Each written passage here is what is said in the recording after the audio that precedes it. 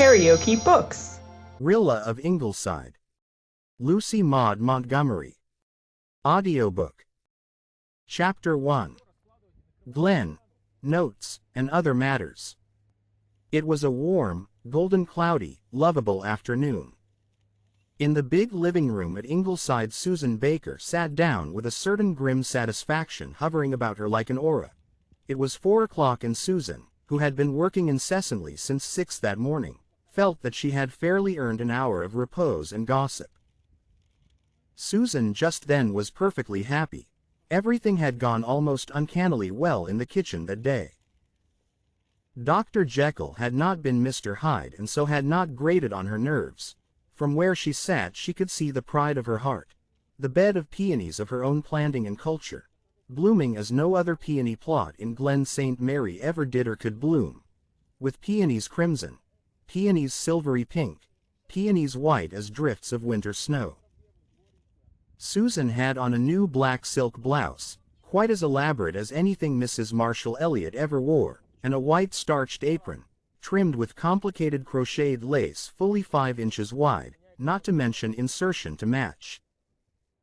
Therefore Susan had all the comfortable consciousness of a well-dressed woman as she opened her copy of the Daily Enterprise and prepared to read the Glen Notes, which, as Miss Cornelia had just informed her, filled half a column of it and mentioned almost everybody at Ingleside. There was a big, black headline on the front page of the Enterprise, stating that some Archduke Ferdinand or other had been assassinated at a place bearing the weird name of Sarajevo, but Susan tarried not over an interesting, immaterial stuff like that.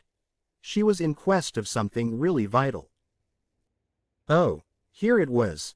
Jottings from Glen St. Mary. Susan settled down keenly, reading each one over aloud to extract all possible gratification from it. Mrs. Blythe and her visitor, Miss Cornelia, alias Mrs. Marshall Elliott, were chatting together near the open door that led to the veranda, through which a cool, delicious breeze was blowing, bringing whiffs of phantom perfume from the garden, and charming gay echoes from the vine-hung corner where Rilla and Miss Oliver and Walter were laughing and talking. Wherever Rilla Blythe was, there was laughter. There was another occupant of the living room, curled up on a couch, who must not be overlooked, since he was a creature of marked individuality, and, moreover, had the distinction of being the only living thing whom Susan really hated. All cats are mysterious, but Dr. Jekyll and Mr. Hyde, Doc, for short, was trebly so. He was a cat of double personality, or else, as Susan vowed, he was possessed by the devil. To begin with, there had been something uncanny about the very dawn of his existence. 4 years previously Rilla Blythe had had a treasured darling of a kitten, white as snow, with a saucy black tip to its tail, which she called Jack Frost. Susan disliked Jack Frost, though she could not or would not give any valid reason therefor. "Take my word for it, Mrs. Drive dear," she was wont to say ominously, "that cat will come to no good." "But why do you think so?" Mrs. Blythe would ask. "I do not think, I know," was all the answer Susan would vouchsafe. With the rest of the Ingleside folk Jack Frost was a favorite. He was so very clean and well-groomed, and never allowed a spot or stain to be seen on his beautiful white suit. He had endearing ways of purring and snuggling. He was scrupulously honest. And then a domestic tragedy took place at Ingleside. Jack Frost had kittens. It would be vain to try to picture Susan's triumph. Had she not always insisted that that cat would turn out to be a delusion and a snare? Now they could see for themselves. Rilla kept one of the kittens, a very pretty one, with peculiarly sleek glossy fur of a dark yellow crossed by orange stripes, and large, satiny, golden ears. She called it Goldie, and the name seemed appropriate enough to the little frolicsome creature which, during its kittenhood, gave no indication of the sinister nature it really possessed.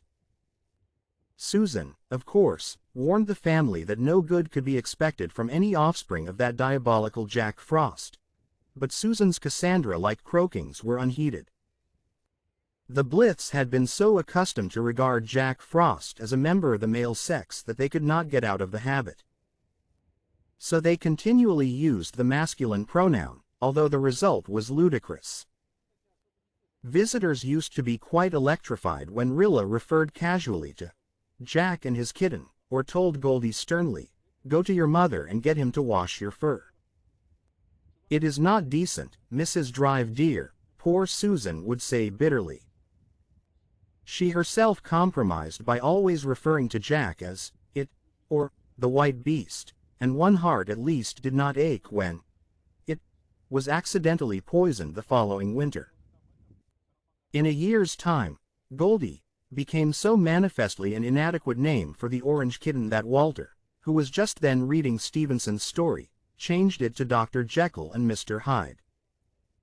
In his Dr. Jekyll mood the cat was a drowsy, affectionate, domestic, cushion-loving puss, who liked petting and gloried in being nursed and patted.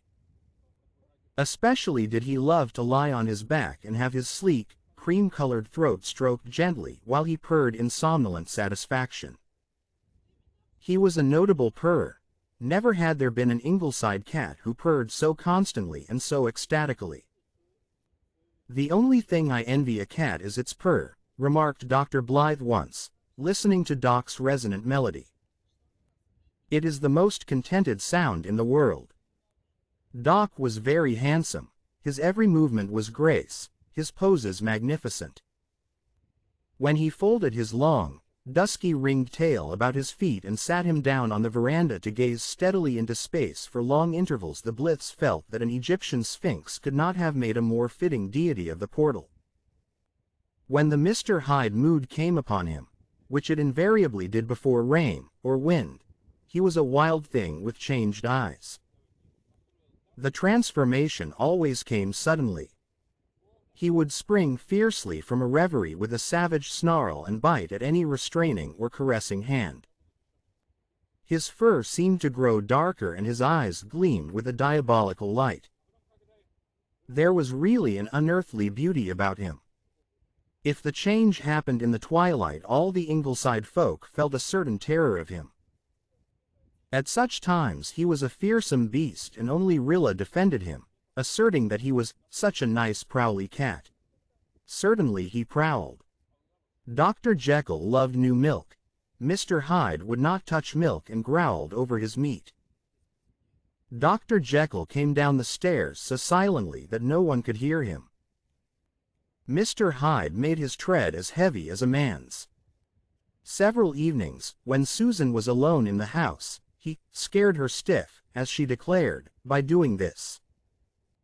He would sit in the middle of the kitchen floor, with his terrible eyes fixed unwinkingly upon hers for an hour at a time. This played havoc with her nerves, but poor Susan really held him in too much awe to try to drive him out. Once she had dared to throw a stick at him and he had promptly made a savage leap towards her. Susan rushed out of doors and never attempted to meddle with Mr. Hyde again, though she visited his misdeeds upon the innocent Dr. Jekyll, chasing him ignominiously out of her domain whenever he dared to poke his nose in and denying him certain savory tidbits for which he yearned. The many friends of Miss Faith Meredith, Gerald Meredith and James Blythe, read Susan, rolling the names like sweet morsels under her tongue, were very much pleased to welcome them home a few weeks ago from Redmond College. James Blythe, who was graduated in arts in 1913, had just completed his first year in medicine. "Faith Meredith has really got to be the most handsomest creature I ever saw," commented Miss Cornelia above her filet crochet. "It's amazing how those children came on after Rosemary West went to the manse. People have almost forgotten what imps of mischief they were once. Anne, dearie, will you ever forget the way they used to carry on? It's really surprising how well Rosemary got on with them. She's more like a chum than a stepmother. They all love her and Una adores her. As for that little Bruce, Una just makes a perfect slave of herself to him. Of course, he is a darling. But did you ever see any child look as much like an aunt as he looks like his Aunt Ellen?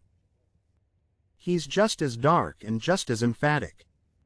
I can't see a feature of Rosemary in him. Norman Douglas always vows at the top of his voice that the stork meant Bruce for him and Ellen and took him to the manse by mistake. Bruce adores Jem, said Mrs. Blythe. When he comes over here he follows Jem about silently like a faithful little dog, looking up at him from under his black brows. He would do anything for Jem, I verily believe. Are Jem and Faith going to make a match of it? Mrs. Blythe smiled. It was well known that Miss Cornelia, who had been such a virulent man-hater at one time, had actually taken to matchmaking in her declining years. They are only good friends yet, Miss Cornelia. Very good friends, believe me, said Miss Cornelia emphatically.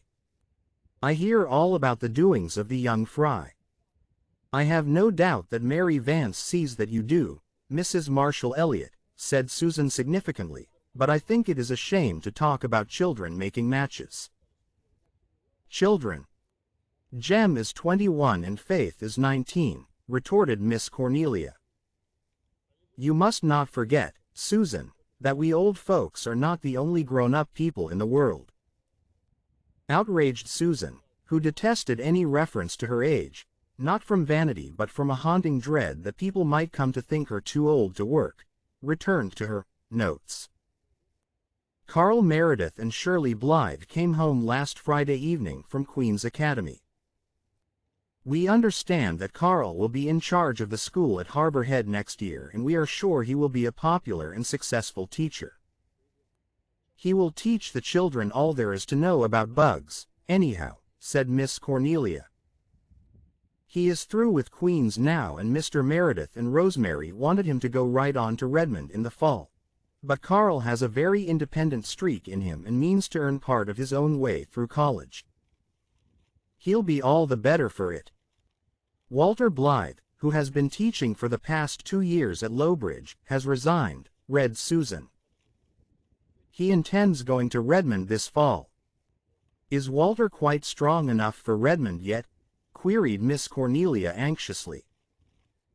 We hope that he will be by the fall, said Mrs. Blythe. An idle summer in the open air and sunshine will do a great deal for him. Typhoid is a hard thing to get over, said Miss Cornelia emphatically, especially when one has had such a close shave as Walter had. I think he'd do well to stay out of college another year. But then he's so ambitious. Are Dee and Nan going too? Yes. They both wanted to teach another year, but Gilbert thinks they had better go to Redmond this fall. I'm glad of that. They'll keep an eye on Walter and see that he doesn't study too hard. I suppose, continued Miss Cornelia, with a side glance at Susan, that after the snub I got a few minutes ago it will not be safe for me to suggest that Jerry Meredith is making sheep's eyes at Nan. Susan ignored this and Mrs. Blythe laughed again. Dear Miss Cornelia, I have my hands full, haven't I? With all these boys and girls sweethearting around me? If I took it seriously it would quite crush me. But I don't. It is too hard yet to realize that they're grown up. When I look at those 2 tall sons of mine I wonder if they can possibly be the fat, sweet, dimpled babies I kissed and cuddled and sang to slumber the other day. Only the other day, Miss Cornelia. Wasn't Jem the dearest baby in the old house of dreams? And now he's a B.A. and accused of courting. We're all growing older, sighed Miss Cornelia. The only part of me that feels old, said Mrs. Blythe, is the ankle I broke when Josie Pye dared me to walk the Berry Ridge pole in the Green Gables days. I have an ache in it when the wind is east. I won't admit that it is rheumatism, but it does ache. As for the children, they and the Merediths are planning a gay summer before they have to go back to studies in the fall. They are such a fun-loving little crowd. They keep this house in a perpetual whirl of merriment. Is Rilla going to Queen's when Shirley goes back? It isn't decided yet. I rather fancy not. Her father thinks she is not quite strong enough. She has rather outgrown her strength. She's really absurdly tall for a girl not yet 15. I am not anxious to have her go. Why, it would be terrible not to have a single one of my babies home with me next winter. Susan and I would fall to fighting with each other to break the monotony. Susan smiled at this pleasantry. The idea of her fighting with Mrs. Drive dear. Does Rilla herself want to go? Asked Miss Cornelia. No. The truth is, Rilla is the only one of my flock who isn't ambitious. I really wish she had a little more ambition. She has no serious ideals at all. Her sole aspiration seems to be to have a good time. And why should she not have it, Mrs. Drive dear? Cried Susan, who could not bear to hear a single word against any one of the Ingleside folk, even from one of themselves. A young girl should have a good time, and that I will maintain. There will be time enough for her to think of Latin and Greek. I should like to see a little sense of responsibility in her, Susan. And you know yourself that she is abominably vain. She has something to be vain about, retorted Susan. She is the prettiest girl in Glen St. Mary. Do you think that all those over Harbour MacAllisters and Crawfords and Elliots could scare up a skin like Rilla's in 4 generations? They could not. No, Mrs. Drive dear, I know my place, but I cannot allow you to run down Rilla. Listen to this, Mrs. Marshall Elliott. Susan had found a chance to get square with Miss Cornelia for her digs at the children's love affairs. She read the item with gusto. Miller Douglas has decided not to go west. He says old PEI is good enough for him and he will continue to farm for his aunt, Mrs. Alec Davis. Susan looked keenly at Miss Cornelia. I have heard, Mrs. Marshall Elliott, that Miller is courting Mary Vance. This shot pierced Miss Cornelia's armor. Her sonsy face flushed.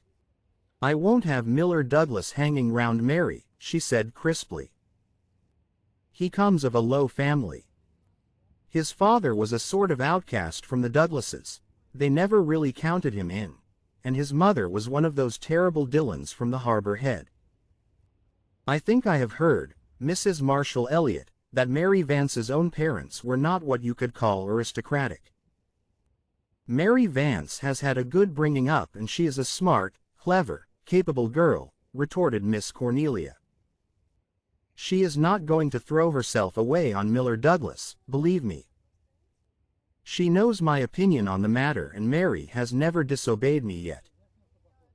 Well, I do not think you need worry, Mrs. Marshall Elliott, for Mrs. Alec Davis is as much against it as you could be, and says no nephew of hers is ever going to marry a nameless nobody like Mary Vance. Susan returned to her mutton, feeling that she had got the best of it in this passage of arms, and read another note. We are pleased to hear that Miss Oliver has been engaged as teacher for another year. Miss Oliver will spend her well-earned vacation at her home in Lowbridge. I'm so glad Gertrude is going to stay, said Mrs. Blythe. We would miss her horribly. And she has an excellent influence over Rilla, who worships her. They are chums, in spite of the difference in their ages. I thought I heard she was going to be married? I believe it was talked of, but I understand it is postponed for a year. Who is the young man? Robert Grant. He is a young lawyer in Charlottetown. I hope Gertrude will be happy. She has had a sad life, with much bitterness in it, and she feels things with a terrible keenness. Her first youth is gone and she is practically alone in the world. This new love that has come into her life seems such a wonderful thing to her that I think she hardly dares believe in its permanence. When her marriage had to be put off she was quite in despair, though it certainly wasn't Mr. Grant's fault. There were complications in the settlement of his father's estate. His father died last winter, and he could not marry till the tangles were unraveled. But I think Gertrude felt it was a bad omen and that her happiness would somehow elude her yet. It does not do, Mrs. Drive dear, to set your affections too much on a man, remarked Susan solemnly. Mr. Grant is quite as much in love with Gertrude as she is with him, Susan. It is not he whom she distrusts, it is fate. She has a little mystic streak in her. I suppose some people would call her superstitious. She has an odd belief in dreams and we have not been able to laugh it out of her. I must own, too, that some of her dreams, but there, it would not do to let Gilbert hear me hinting such heresy. What have you found of much interest, Susan? Susan had given an exclamation. Listen to this, Mrs. Drive dear. Mrs. Sophia Crawford has given up her house at Lowbridge and will make her home in future with her niece, Mrs. Albert Crawford. Why, that is my own cousin Sophia, Mrs. Drive dear. We quarreled when we were children over who should get a Sunday school card with the words, God is love, wreathed in rosebuds, on it, and have never spoken to each other since. And now she is coming to live right across the road from us. You will have to make up the old quarrel, Susan. It will never do to be at outs with your neighbors. Cousin Sophia began the quarrel, so she can begin the making up also, Mrs. Drive dear, said Susan loftily. If she does, I hope I am a good enough Christian to meet her halfway. She is not a cheerful person and has been a wet blanket all her life. The last time I saw her, her face had 1,000 wrinkles, maybe more, maybe less, from worrying and foreboding. She howled dreadful at her first husband's funeral, but she married again in less than a year. The next note, I see, describes the special service in our church last Sunday night and says the decorations were very beautiful. Speaking of that reminds me that Mr. Pryor strongly disapproves of flowers in church, said Miss Cornelia. I always said there would be trouble when that man moved here from Lowbridge. He should never have been put in as elder. It was a mistake and we shall live to rue it, believe me. I have heard that he has said that if the girls continue to mess up the pulpit with weeds that he will not go to church. The church got on very well before old Whiskers on the Moon came to the Glen, and it is my opinion it will get on without him after he is gone, said Susan. Who in the world ever gave him that ridiculous nickname? Asked Mrs. Blythe. Why, the Lowbridge boys have called him that ever since I can remember, Mrs. Drive dear.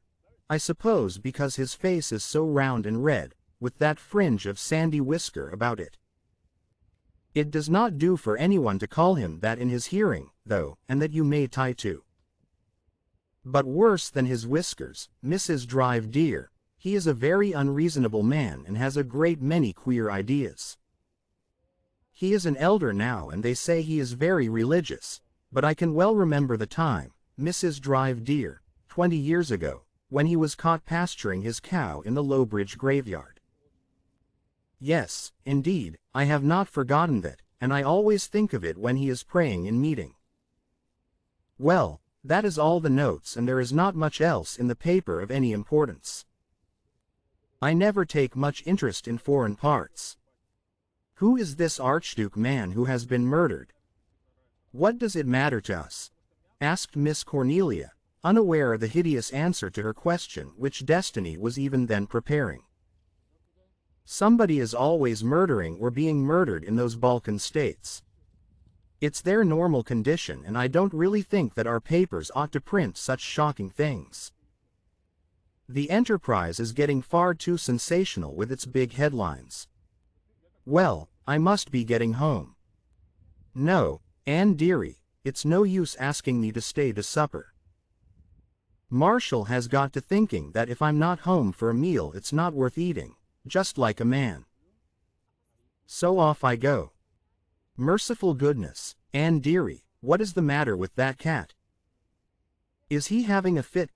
This, as Doc suddenly bounded to the rug at Miss Cornelia's feet, laid back his ears, swore at her, and then disappeared with one fierce leap through the window. Oh, no. He's merely turning into Mr. Hyde, which means that we shall have rain or high wind before morning. Doc is as good as a barometer. Well, I am thankful he has gone on the rampage outside this time and not into my kitchen, said Susan. And I am going out to see about supper. With such a crowd as we have at Ingleside now, it behooves us to think about our meals' bedtimes. If you liked what you heard, please subscribe to the channel.